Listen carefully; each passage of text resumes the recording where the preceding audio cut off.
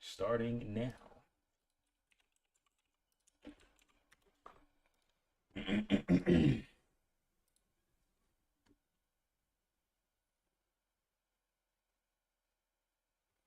Okay.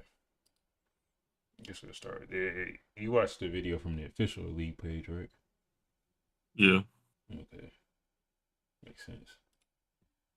Makes sense. Let's see. See who else is live first. Shut up, B. City on cooking. Subathon. Oh, it's about to be a great month. Rat IRL Subathon. What? You know, I follow City in its bits, and then you but I actually never watch it for real. 1 teaspoon ground ginger. Well, I ain't gonna be watching it today. 2-minute ad. All right, I'm out of there. Ain't watching it today. 2-minute ad. That's way more than enough for me to skedaddle. What are you talking about? All right. I'll turn the show. Hey everyone, I'm Paul, aka Pabro. And I'm Andre, also known as Meddler. Today is October 30th, which is a bit earlier than usual, because we're flying to Worlds soon, and we wanted to film this before we left. This is our last dev update of the year, and before we get into some of the things you'll see in Season 1 2026, we wanted to thank you all for being on the journey with us this year. As always, we want to show some love for your passion, for keeping us honest, and for making working on this game so worth it. Now, in January, we'll be back to talk more about Season 1, as well as a little bit of what to expect for the rest of 2026 overall. But for now, let's get into it. We learned a lot this year about seasons. Many of you liked what came with the themes, the map art updates, metagames, new champions, and champ updates overall, for example. But we also saw that if we leaned too hard into a region, it could feel very one note, especially when it comes to skins. And as it turns out, there is too much of a thing like Noxus. A lot of red and black. Yeah. So, we'll continue to find the right balance for thematic seasons moving forwards. And speaking of which, it's time to talk about Season 1 of 2026. For this, we wanted a contrast from 2025, with its ancient danger, a darken, and quite a bit of scheming throughout. So next year, we want to kick things off with themes of unity, hope, and justice, with a drop of righteous judgment thrown in there for good measure.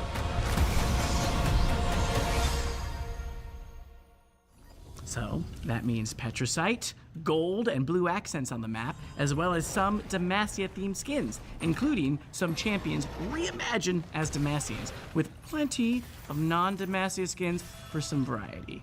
That also means that the yearly cinematic in January will feature Demacian champions. We're going back to old-school Demacia this time, back in time to what some might consider the golden age of Demacia, when it was a beacon of hope and a bastion of justice.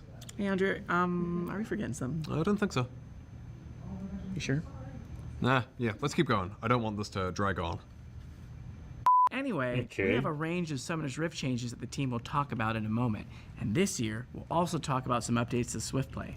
With that, we're going to hand it over to Riot Endstep and Freak, who will walk you through some of the Summoner's Rift changes coming in January. Hey everyone, I'm Riot Endstep. And I'm Freak. And we're here to talk to you about the Summoner's Rift gameplay changes coming in January. Over the last few years, League has been largely about team fighting over neutral objectives, fighting around grubs, dragons, or that vision ward you just placed around grubs or dragons. And while we know 5v5s make for some of the highest highs, we want to swing back towards a state where more strategies like splitting or sieging are more viable. So we're making some changes to major neutral objectives, towers, and minions in order to do just that. Additionally, we're making adjustments to roles so everyone has an appropriate impact on the outcome of each game, because right now, some lanes are much better at turning a winning lane into a winning game. We also have some delightful improvements, so let's get started.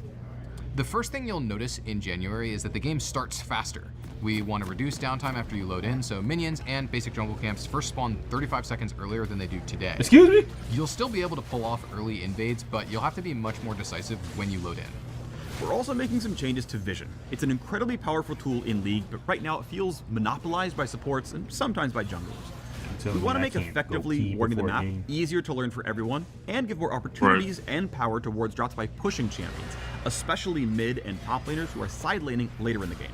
So, we're adding Phalites, locations that grant temporary bonus vision to wards with unique bonus vision areas for each spot. Some Phalite rings will be available at the beginning of each game, while others reveal themselves when the Elemental Rift transforms, particularly those that would otherwise disrupt early game jungle. Okay, so on to the objectives. Otacon was one of the biggest additions to the Rift this year. It was a pretty cool, unique... Wait. What? They adding fairy lights for... Wait, what do these things do? They just randomly pop up on the map? Yeah, so they spawn randomly around the map, and if you place a ward in that bush, it gives it like bonus range or something like that.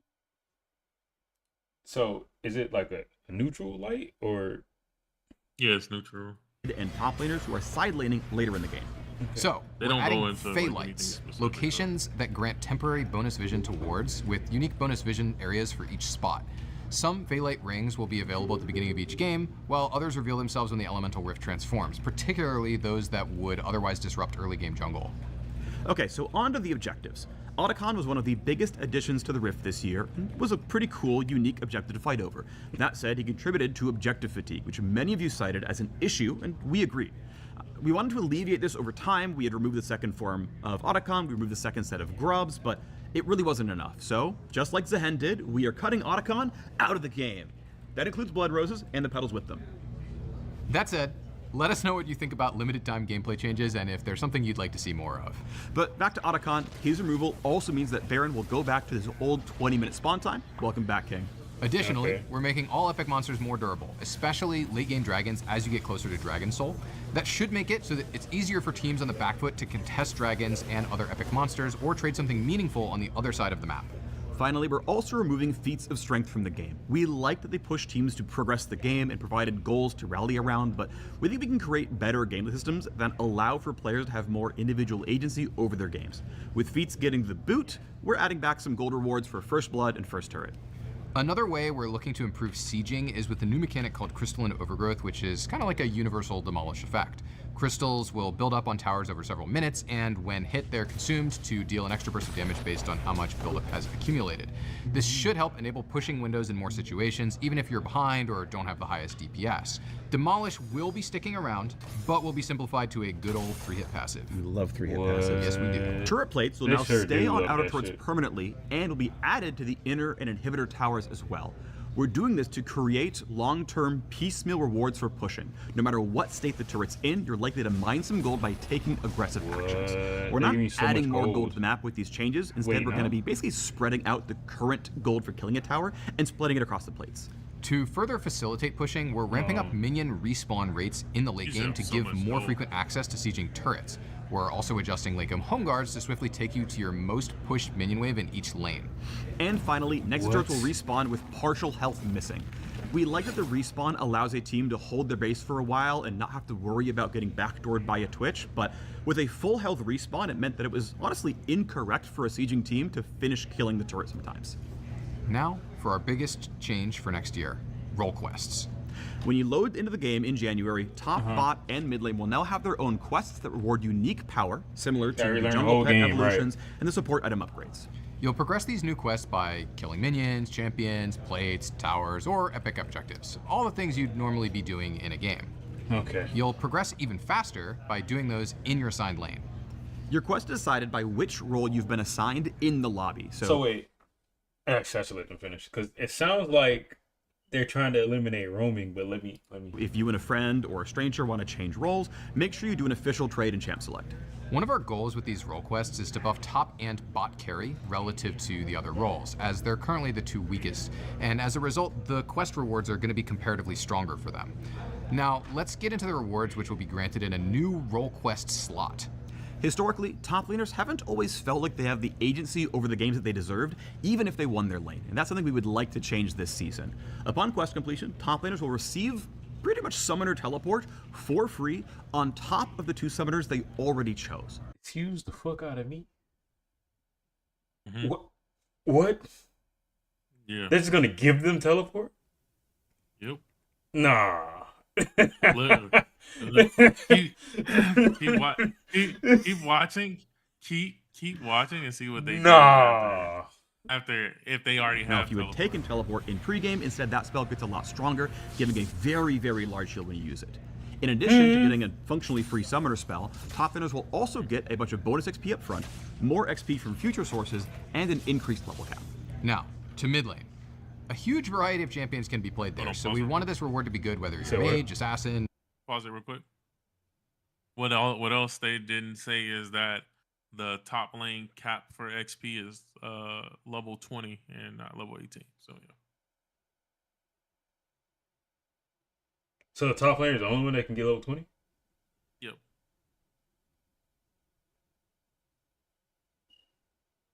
The fuck? Or both, like Malphite mid. And upon completing the quest, mid laners will receive a free tier 3 boot upgrade like the ones you could buy with feats, as well as a faster recall.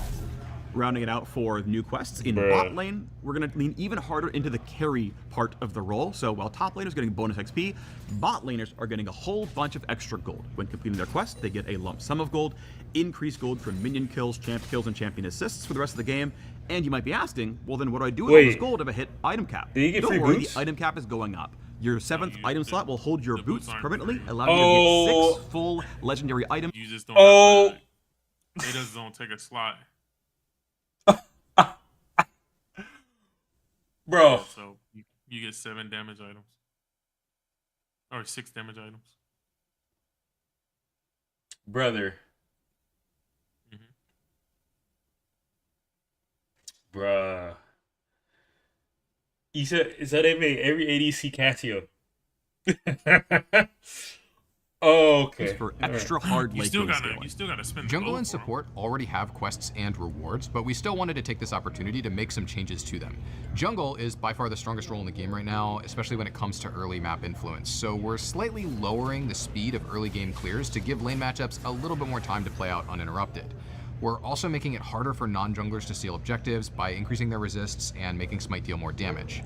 Their role quest is still getting pet upgrades and PvP Smite like before, and they're now getting increased golden XP from large monsters when the quest is done, as well as bonus movement speed in the jungle.